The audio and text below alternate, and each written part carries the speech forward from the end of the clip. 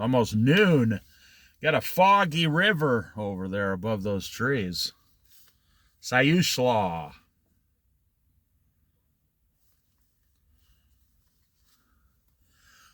Okay, we finished with what God was saying and how to get to know God better in the last 5 chapters of the book of Job. So now we'll go back to and finish chapter 1 here in the book of John.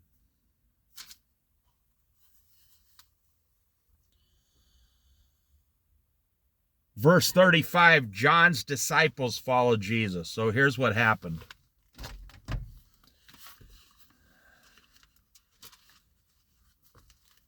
John had disciples around him, Probably some of them were secretly thinking he might be the Messiah or something. He just doesn't want to tell us. But John told them freely, I am not the Messiah. I am not who you've been waiting for.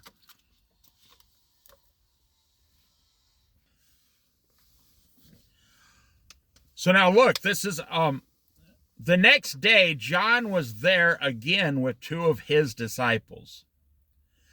When he saw Jesus passing by, he said, "Look, the Lamb of God." When the 2 disciples heard him say this, they followed Jesus. Now listen. If you won the lottery tomorrow, you'd quit your job because you think you found something better. Or if you're at your job and a rich uncle calls you and says, "Hey, I have a gold mine and I want to give it to you. It's in Northern California." You would leave your job and immediately go down and start talking to your uncle who's going to give you this gold mine. When they saw Jesus, they knew that was the better thing. Now listen, they instantly knew there's nothing in this world, not even John the Baptist. Now, John the Baptist, in my opinion, was more valuable than anything in this world, so to speak. And so they're helping John the Baptist, they're listening to him. They're probably learning a lot of stuff about how to live, how to please God, discipline. And here comes Jesus. Doesn't say 2 words to them. And he never asked them to follow him. Listen. When the 2 disciples heard him say this, they followed Jesus. Turning around, Jesus saw them following and asked, "What do you want? What do you want with me?" When Jesus would go ask people, Jesus saying, "What do you want?" is the greatest thing you could ever hear in your life. When Jesus went up to heal people, he heard someone was sick and he went to heal them, he would say, "What do you want me to do for you?" He wouldn't say, "Keep your mouth shut, I'm going to heal you." No, he tested their faith on the spot. "What do you want me to do for you?" He's asking them, "What do you want?" From me, Jesus, what do you want? What do you want? They said, "Rabbi," which means teacher, "where are you staying?" "Come," Jesus replied, "and you will see." Jesus he was a couch surfer. That's what they call him today. He was a couch surfer. He would stay wherever someone would let him, open their home. He would stay on the ground. He would stay in the vineyard and fall asleep. Yes. I'm telling you, Jesus is asking you, what do you want? And you have it backwards. I'm going to say that one more time. Jesus is asking, what do you want? And you have it 100% backwards. You say, well, I want these worldly things. So you go by your own power to try to accomplish and obtain these worldly things that you've talked yourself into. And you completely bypass Jesus.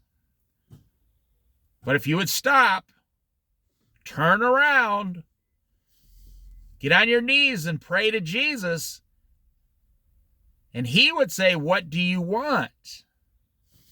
And you would say, whatever it is you're going to talk to him about.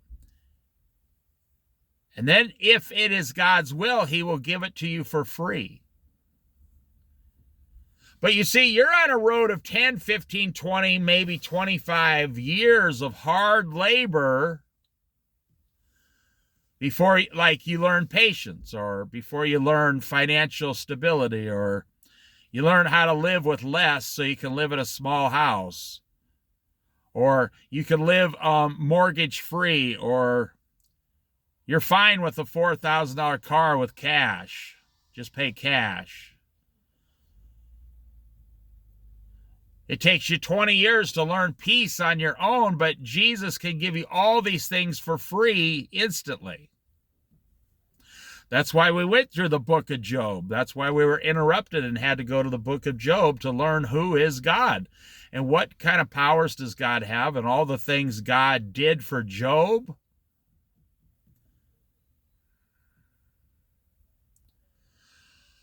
Come, he replied, and you will see. So they went and saw where he was staying, and they spent that day with him. It was about 4 PM.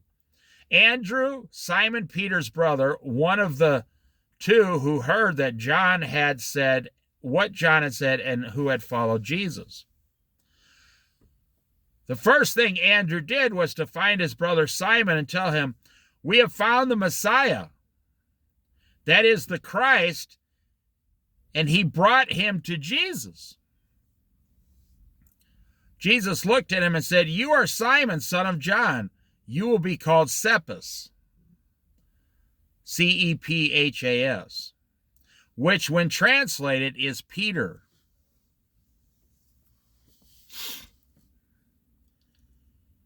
You know, you just don't understand.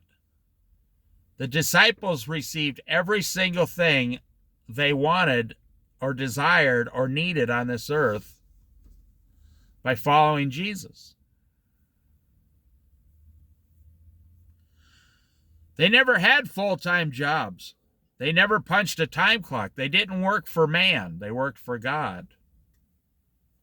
I'm going to say something that blows most people out away. They can't believe it.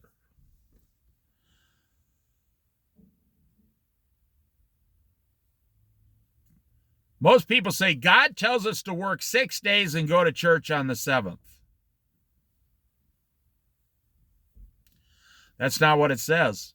It doesn't say that in the book of Genesis. It says God created the earth in 6 days. And later on, it does not say you are commanded to work 6 days a week.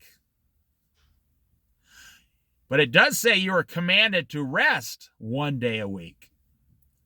So how did we come up with this 6 day a week thing? Let me tell you. The Bible says it's not a command, it's a question. Are there not 6 days a week for you to do your work? And on the 7th, give 1 day to God. He's not saying you have to work 6 days. He's saying, are there not 6 days a week for you to accomplish everything you want? God's only asking for 1 day from you. Concerning the work, it's are there not? When you realize that, you say, wait a minute, I've been working 6 days a week my whole life, and I still haven't gotten ahead. Well, that's because you want too much stuff. Some people can accomplish everything they want in 3 days a week out of those 6 days, and they still take a day of rest for the Lord. Now listen to what I'm saying. Some people, like me, for example, can obtain or accomplish everything I want in 3 days a week. It's not because I make more money. No, I make average money. It's because I desire, after being a Christian for 52 years, I desire way less than everybody else does. See, I value walking near the water here. I value sitting and fishing. I value relaxing on a tree stump. So I desire less than the average person.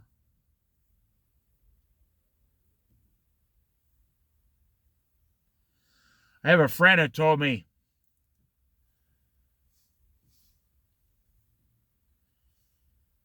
if someone requires $1,000, Dave requires $300. And it's true. He was giving me a compliment.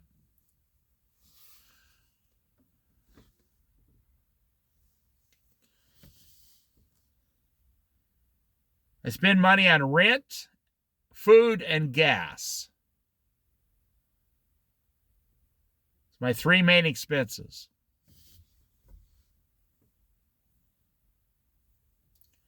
I'm telling you, you're working for things that you don't even, in 10 years, let's say when you're 55, you're not going to want any of them.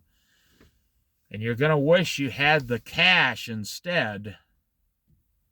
But it's really not about that. It's about a lifestyle. It's about a lifestyle that says, today I want to go for a walk in the woods. Well, most of you can't do that because you're at work. And I say, oh, okay, I can do that easy. Today I want to go down to the beach and look for agates. Most of you can't do that. You're at work, trying to buy that 6 days a week lifestyle.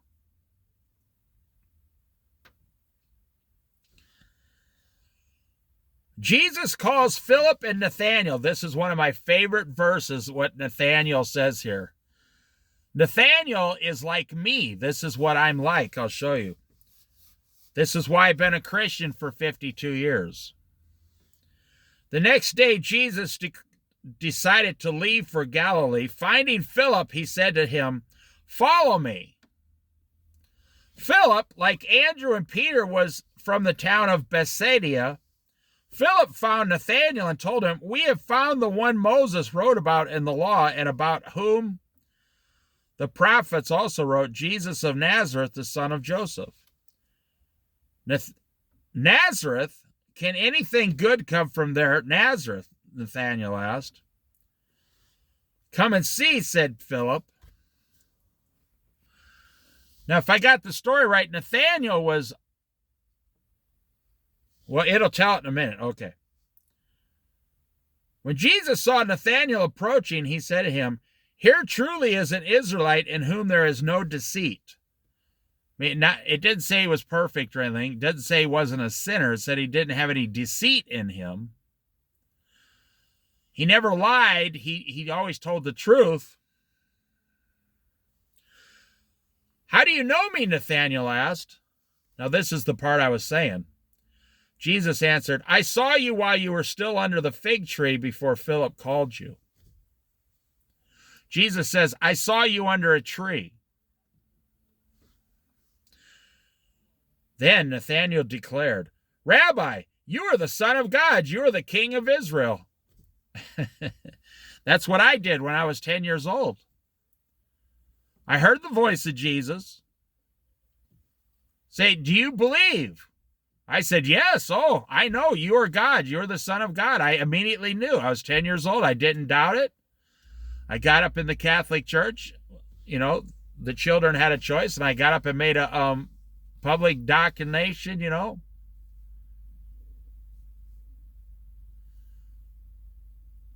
standing up in public and saying, "I believe in Jesus."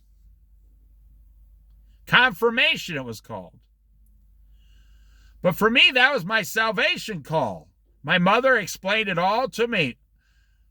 You can't be confirmed. She explained it all to me about, do you believe this? Do you believe this? Do you believe I was 10 years old. I said, yes, yes, yes, yes. My mother said, that's great that you're going to believe in Jesus so young and follow Jesus. And I said, I've always believed in him. I've never not known a day I've never believed in Jesus. Some people come to Jesus very hard, suspicious.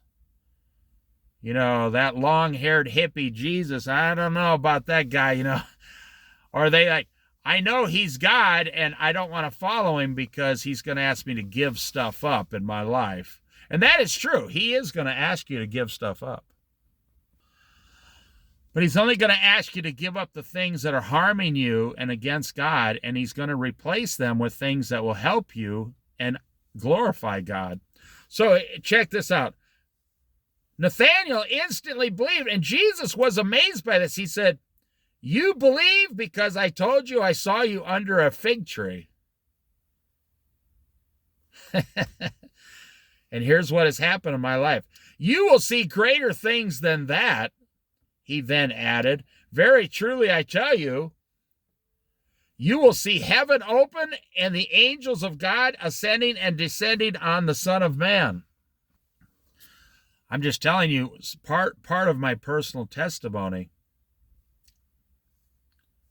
There's some of you out there like that. I've met Christians that have believed since they were, 15, 20 years old.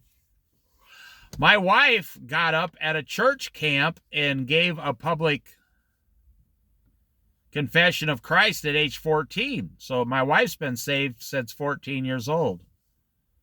Or I should say washed, sins forgiven, born again, however you want to describe it, or all of those things. And it's made a profound, I don't want to say a profound difference. I mean, it is like, yes, it's made a profound difference, but it's our entire lives. We've taken this very seriously our whole lives. When we got married, we committed our marriage to Jesus, God, the Holy Spirit.